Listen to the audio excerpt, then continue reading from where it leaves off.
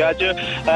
शहजाद कैनी के पास जो है वो पेश किया गया। दौरान समाअत जो है वो नैब प्रोसिक्यूटर ने अदालत को बताया कि परवेज इलाही को ठोस शवाहिद की रोशनी में गिरफ्तार किया गया है। परवेज इलाही ने 200 से ज्यादा तरक्याती स्कीमों के अंदर जो है वो करप्शन की है और इसके सबूत भी हमारे पास मौजूद हैं। इसके साथ साथ नैब प्रोसिक्यूटर ने अदालत को ये भी बताया कि जो चौधरी परवेज इलाही हैं, इन्होंने जो स्कीमें अप्रूव की थी उनसे एक हफ्ते के अंदर अंदर जो है वो सरकारी खजाने से पैसे भी जो है वो रिलीज कर दिए गए थे और मनपसंद शख्सियात को ठेके दिए गए और एक एक्सिन जो कि इस डिवीजन में बैठा हुआ था उससे जो है वो बाकायदा जो है वो अप्रूवल ली जाती रही इन ठेकों के हवाले से। इसके साथ साथ ये भी बताया गया कि जो गिरफ्तार इसके से कबल शरीक मुल्जमान हैं उनके बयानात की रोशनी में परवेज इलाही को गिरफ्तार किया है, लिहाजा इन्वेस्टिगेशन करनी है। चौधरी परवेज इलाही का अदालत जो है वो 14 रोजा रिमांड फ्राहम करने के अहकाम जारी करे, जिस पर जो है वो चौधरी परवेज इलाही के वकील ने कहा कि हमारी सुप्रीम कोर्ट ऑफ पाकिस्तान में एक दरख्वास्त ज़ेर समाअत है,